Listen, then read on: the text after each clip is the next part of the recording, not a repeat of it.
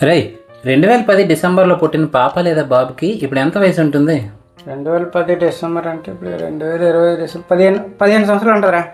కానీ సౌత్ కొరియాలో 16 years age ఉంటుంది. అదేలా? అక్కడ పుట్టిన మరుక్షణమే ఒక సంవత్సరం వయసుగా లెక్కిస్తారు కాబట్టి. ఇంట్రెస్టింగ్ కదా, ఇలాంటివి చాలా ఉన్నాయి మన దగ్గర. సరే, ఇప్పుడు నేను ఒకటి చెప్తా విను. సరే చెప్పు. నువ్వు ఒకరిని గౌరవించడానికి ఏం చేస్తావు? ఒక మంచి బొకే ఇస్తాను. ఇంకా ఫ్రూట్స్ ఇస్తాను.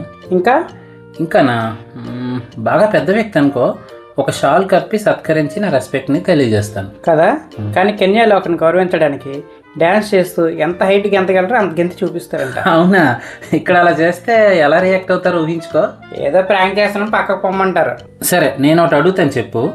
నువ్వు ఎవరికైనా గిఫ్ట్స్ ఇచ్చేటప్పుడు రేట్ ట్యాక్స్ ఉంచుతావా? మనం ఇచ్చే 100-200 ఫ్రేమ్స్కి ట్యాక్స్ ఏమి ఉంచుతారా?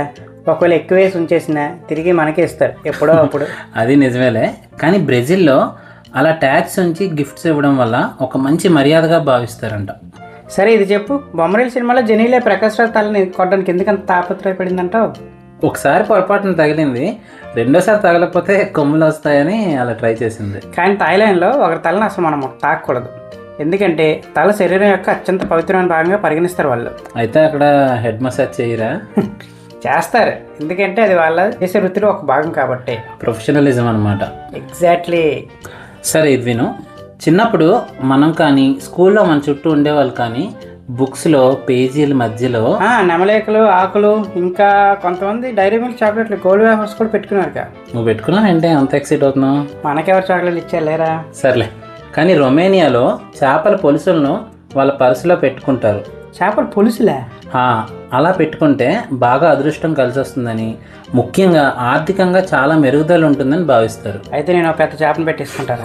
మన దరిద్రం పోవాలంటే చేపను కదరా, పెద్ద సొరనే పెట్టాలి. అది నిజమేలే. ఇలాంటి ఇంట్రెస్టింగ్ ఫ్యాక్ట్స్ వినడానికి చాలా బాగుంటాయి కదా. అవును ఫ్రెండ్స్.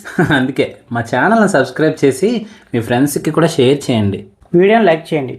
అప్పుడే మాకు ఇలాంటి వీడియోస్ ఇంకా చేయాలని ఊపు, ఉత్సాహం తన్నుకొస్తుంది. Thanks for watching.